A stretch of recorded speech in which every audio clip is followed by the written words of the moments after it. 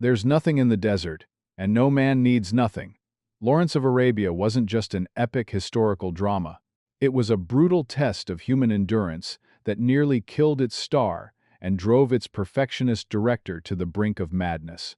While audiences marveled at the sweeping desert vistas and Peter O'Toole's piercing blue eyes, the cast and crew were battling 120-degree heat, sandstorms that destroyed equipment, and a shooting schedule that stretched over 2 years and 3 continents.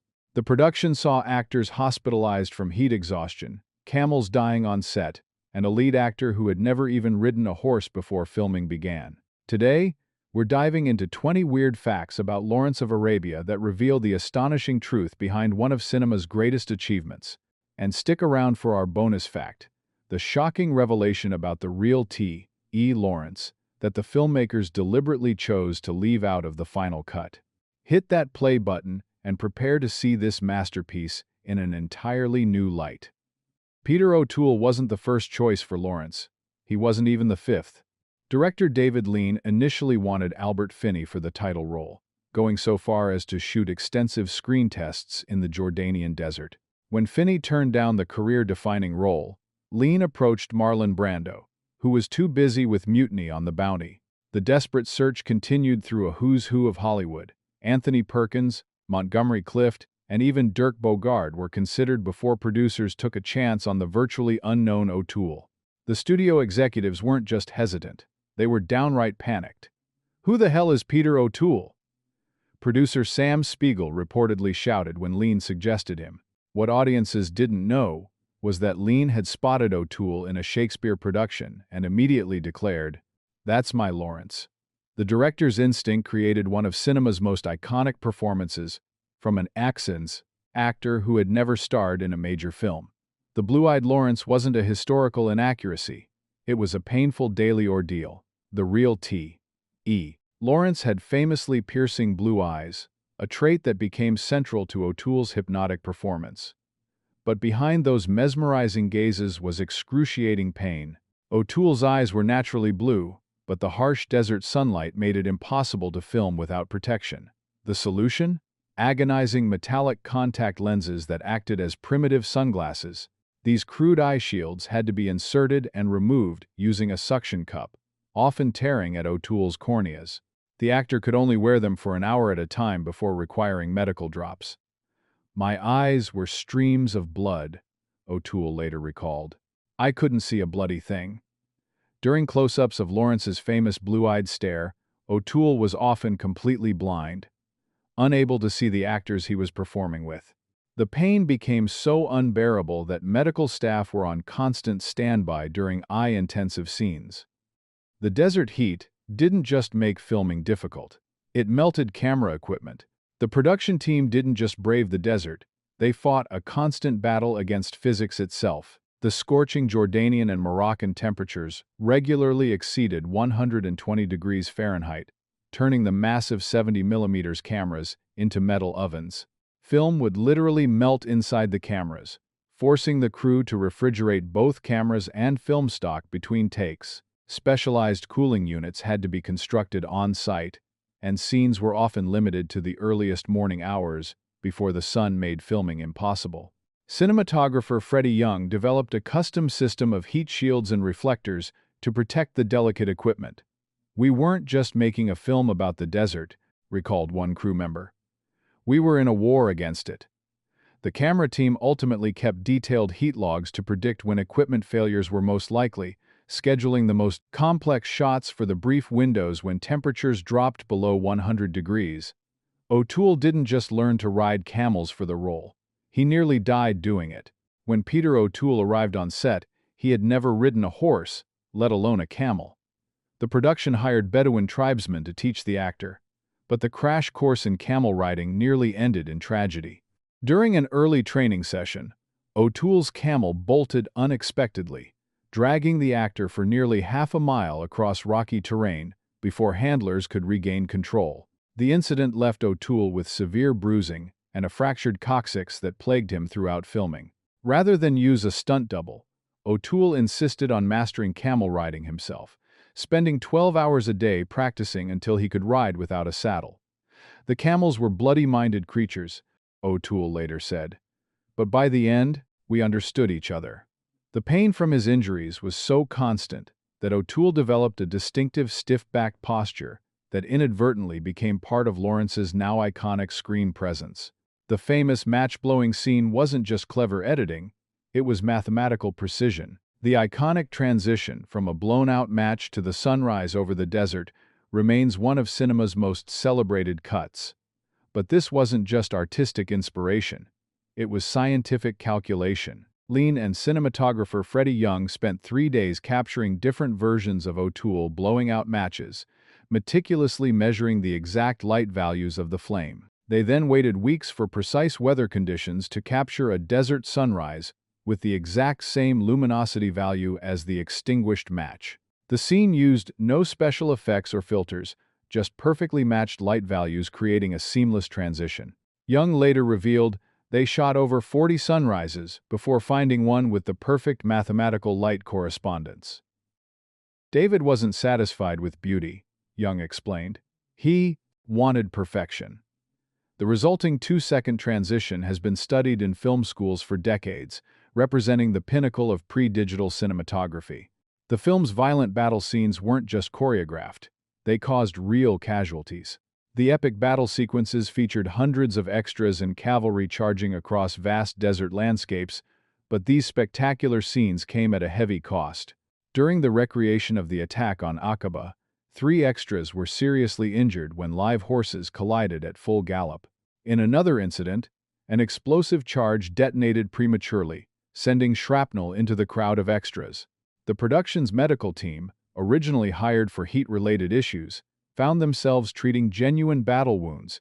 One sequence featuring a train derailment used a real locomotive and tracks constructed specifically for the film.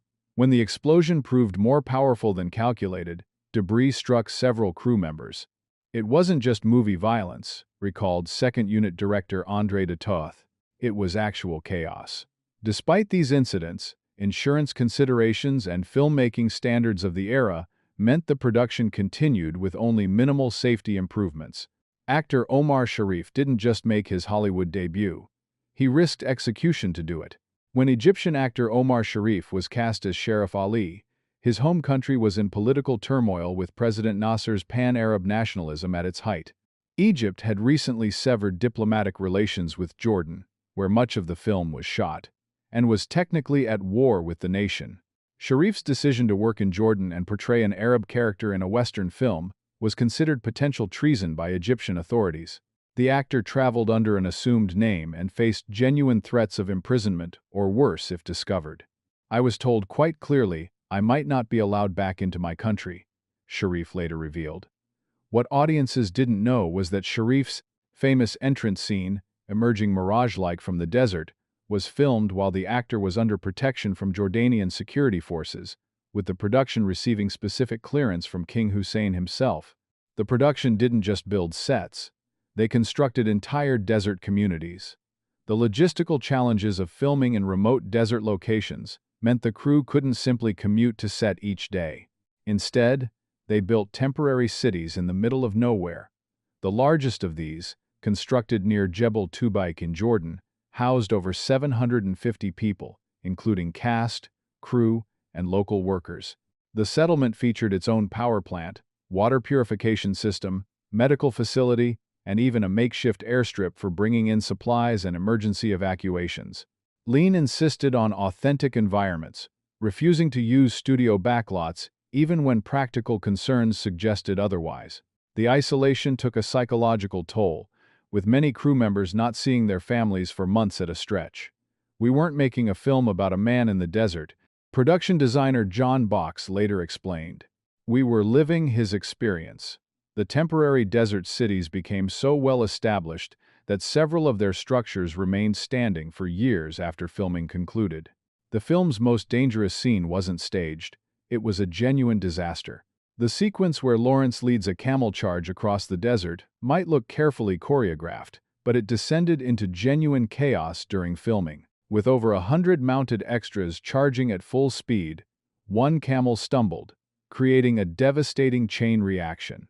Riders and animals went down in a violent pileup that injured 17 people and killed 2 camels. Rather than cut, Lean kept the cameras rolling, incorporating the real accident into the final film. The production's insurance representatives threatened to shut down filming after this incident, leading to a tense standoff between Lean and the studio. "The desert doesn't compromise for film schedules," Lean reportedly told executives. "What audiences see in the finished film isn't movie magic but genuine desert warfare conditions, with real blood and actual injuries visible in several frames." The sequence remains one of the most realistic battle charges ever captured on film, precisely because its dangers were authentic. Lawrence's costume wasn't just a design choice, it was a continuity nightmare. The pristine white robes that became Lawrence's iconic look created unprecedented challenges for the wardrobe department. With no cleaning facilities in the desert locations, the production required over 80 identical sets of robes to maintain continuity. Each night, soiled costumes were flown hundreds of miles to the nearest city for cleaning. The white fabric showed every speck of desert dust, meaning O'Toole often changed outfits multiple times per scene. Go ahead and like and subscribe because we're about to reveal how this seemingly simple wardrobe decision added over $200,000 to the film's budget, an astronomical sum in 1962 dollars. The robes themselves were handmade by traditional craftspeople using authentic materials, with gold thread that would visibly change appearance depending on the angle of sunlight. Wardrobe assistants kept detailed logs of the exact pattern of dust and sweat stains on each robe to maintain consistency between shots filmed days or weeks apart. The film didn't just stretch production schedules, it broke marriages. The grueling 2-year shooting schedule devastated the personal lives of many involved. Peter O'Toole's marriage began disintegrating during production, with his wife visiting only once and leaving distraught at her husband's physical deterioration. David Lean's own marriage collapsed entirely, with his wife filing for divorce, citing his obsession with the desert as irreconcilable abandonment. The isolation and pressure created a pressure cooker environment, where cast and crew formed intense bonds and bitter rivalries. O'Toole and Omar Sharif developed a legendary friendship that lasted their lifetimes, while O'Toole and Alec Guinness barely spoke off-camera despite their characters' close relationship on screen. "We weren't just making a film," one crew member later recalled. "We were losing ourselves to it." The production became infamous in Hollywood for its desert curse, with several crew members never working in film again after returning home to find their lives in shambles. The movie's famous torture scene wasn't just acting. O'Toole was actually injured. The disturbing sequence where Lawrence is captured and beaten by Turkish soldiers required such authenticity that it crossed into dangerous territory. The actor playing the Turkish Bey, Jose Ferrer, was instructed by Lean to actually make contact during the beating scene. What audiences don't realize is that O'Toole's pained reactions aren't entirely performative. He sustained actual bruising and a cracked rib during filming. O'Toole later described it as the most physically demanding scene I've ever filmed. The psychological toll was equally severe, with O'Toole requesting a 3-day break after completing the sequence. Lean, however, insisted on immediately filming the follow-up scenes where Lawrence appears traumatized, capitalizing on O'Toole's genuine physical and emotional distress. The scene was considered so shocking for 1,962 audiences that censors in several countries demanded cuts, though Lean fought successfully to maintain its integrity in most markets. The film's famous mirage effects weren't special effects. They were optical torture. The shimmering desert mirages that give the film its dreamlike quality weren't created in post-production. They were painstakingly captured in-camera under brutal conditions. Cinematographer Freddie Young discovered that genuine heat mirages only became visible on film when temperatures exceeded 115 degrees Fahrenheit. Lean consequently scheduled mirage shots only during the hottest part of days, forcing the crew to work in conditions that routinely caused heat stroke. Special camera platforms were constructed that required operators to lie prone on metal surfaces that reached 140 degrees Fahrenheit. "You could fry an egg on the camera housing," Young later recalled. Several crew members suffered second-degree burns from touching equipment, while others experienced hallucinations from heat exposure. The production doctor administered IV fluids to camera operators between takes. What appears on screen as ethereal beauty was captured through physical suffering that would violate modern film production safety standards. The famous desert landscape wasn't just in Jordan. It was cobbled together from 3 continents. What appears as a continuous Middle Eastern desert in the film is actually a geographic impossibility. Budget constraints and political complications forced the production to film in multiple countries, with scenes set in the same fictional location, often shot thousands of miles apart. The Arabian desert scenes were variously filmed in Jordan, Morocco, and Spain, with Lean painstakingly matching sand colors and dune formations to maintain the illusion of a single landscape. When political tensions forced the crew to evacuate Jordan midway through production, Lean had tons of Jordanian sand shipped to Morocco to maintain visual continuity. The famous Nefed Desert crossing was filmed in Spain's Almería province after heat-related equipment failures made Jordan impossible. Production designers even artificially colored sand in certain locations to match previously filmed footage. "We weren't just making a film about crossing deserts," art director John Box explained. "We were crossing them ourselves repeatedly in search of the perfect image." The film's original cut wasn't just longer. It was radically different. Lawrence of Arabia's first assembly cut ran a staggering 4 hours and 20 minutes. But what few know is that nearly 35 minutes of completely finished scenes were permanently lost. After initial preview screenings, Columbia Pictures demanded severe cuts, particularly from the film's political content. Entire sequences showing the Paris Peace Conference and Lawrence's disillusionment with Western powers were removed. Most significantly, a 22-minute sequence depicting Lawrence's capture and torture by Turkish forces, in far more explicit detail, was deemed too disturbing and cut entirely. These excised reels weren't just shelved, they were physically destroyed as a cost-saving measure to reclaim the silver content in the film stock. It wasn't just editing, editor Ann V. Coates later revealed. It was amputation. When restoration experts attempted to reconstruct the original version in the 1,980 seconds, they discovered the deleted footage was irretrievably lost, with only production stills and script pages hinting at what audiences never saw. The famous score wasn't composed for the film. It was written in blind faith. Composer Maurice Jarre was hired to create Lawrence's sweeping score without seeing a single frame of footage. With the production running months behind schedule and the release date looming, Jarre was forced to compose based solely on script readings and conversations with Lean. The entire orchestral score was written in just 6 weeks, with Jarre working 20-hour days. When the composer finally saw rough cuts of the film, he realized substantial revisions were needed, but there was no time. The iconic main theme, now considered one of cinema's greatest, was actually composed in a single night of desperate inspiration. "I wasn't just writing music," Jarre later said. "I was scoring a film that existed only in my imagination." The London Philharmonic had just 3 days to record the entire score, with several musicians suffering exhaustion-related collapses during the marathon sessions. Lean initially disliked the main theme, calling it too pompous, but relented when preview audiences responded powerfully to it.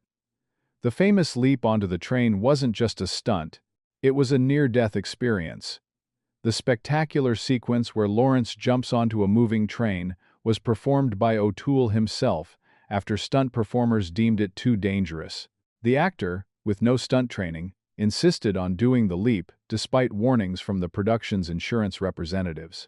What audiences don't see is that O'Toole missed his footing on the first attempt and was nearly pulled under the train's wheels. He sustained a deep gash on his hand that required 20 stitches, yet returned the next day to complete the shot.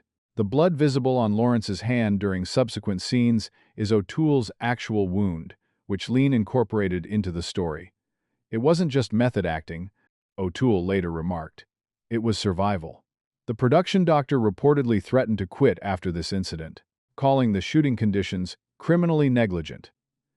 The completed sequence remains one of the most dangerous non-effects stunts performed by a leading actor in a major production.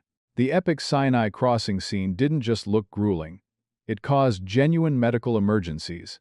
The sequence, depicting Lawrence's punishing journey across the Sinai Peninsula, pushed the production beyond responsible limits. Filmed during a rare heat wave that saw temperatures reach 130 degrees Fahrenheit, the week-long shoot resulted in 7 crew members being hospitalized with severe dehydration and heat stroke. O'Toole himself collapsed twice during filming and required intravenous fluids between takes.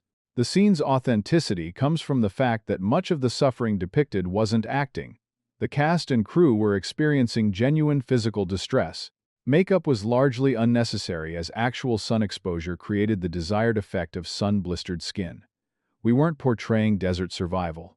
Assistant Director Roy Stevens later recalled, "We were actively engaged in it." Lean refused to cut the shooting schedule despite medical warnings, reportedly telling producers, "The desert is the main character in this sequence, and it needs to be felt." The resulting footage has an almost documentary quality that couldn't be achieved through conventional filmmaking methods. The infamous "no women casting" decision wasn't just artistic, it sparked internal revolt. Lawrence of Arabia features virtually no female characters or actresses, a decision that caused significant behind-the-scenes conflict. Producer Sam Spiegel repeatedly pressed for the addition of a love interest, even suggesting casting Elizabeth Taylor in a fabricated role. Lean vehemently opposed this, threatening to quit if a romantic subplot was imposed. The standoff became so heated that Columbia Pictures executives flew to the location to mediate. What few know is that several scenes featuring Bedouin women were actually filmed but deliberately left on the cutting room floor. The all-male environment extended beyond the script. The production banned women from visiting the set, creating what one crew member called a strange monastery in the sand. The testosterone-heavy atmosphere contributed to the film's uniquely masculine energy, but also led to numerous physical altercations among crew members. One assistant director noted, "It became a psychological experiment about men isolated together under extreme conditions. The camel sounds in the film weren't just ambient noise, they were engineered screams. The distinctive camel noises heard throughout Lawrence of Arabia aren't authentic animal sounds." The production's sound team discovered that real camels are surprisingly quiet creatures, making only soft grunting noises unsuitable for the film's dramatic requirements. Sound designer Winston Ryder created the now iconic camel scream by combining recordings of donkeys braying, horse whinnies, and, most disturbingly, human pain vocalizations. The human components came from dental patients recorded during tooth extractions, with their permission, but without disclosure of how the sounds would be used. "We weren't just creating animal noises," Ryder later admitted. "We were manufacturing the sound of desert suffering." These engineered camel vocalizations became so widely used in subsequent films that many people now believe real camels make these dramatic sounds. The sound design team spent weeks in the desert recording authentic ambient audio, only to discard most of it as not desert-like enough compared to audiences' expectations. The film hints at Lawrence's capture and abuse by Turkish forces, but the historical reality was far more disturbing. According to Lawrence's own writings in 7 Pillars of Wisdom, he was not just beaten but subjected to systematic torture and sexual assault during his captivity in Deraa. The Turkish commander, the historical equivalent of the film's Turkish Bey, subjected Lawrence to prolonged abuse specifically designed to extract intelligence information. Historians believe this experience profoundly affected Lawrence's subsequent behavior and may explain his post-war psychological decline. David Lean and screenwriter Robert Bolt were fully aware of these details, but faced an impossible challenge. Depicting this historical reality would have guaranteed an X rating or outright censorship in 1962. Instead, they created a coded scene where the nature of the abuse is implied but never explicitly shown. O'Toole studied Lawrence's writings about the incident to inform his performance, later calling it the most challenging scene of my career to suggest without showing. This historical trauma remains one of the most significant aspects of Lawrence's life story that the film could only address through implication. Lawrence of Arabia wasn't just a film that won 7 Academy Awards. It was a transformative experience that permanently altered everyone involved. Peter O'Toole never fully recovered from the physical ordeal, developing the chronic health problems that would plague him throughout his life. David Lean confronted with the impossible task of following this achievement, didn't direct another film for 5 years.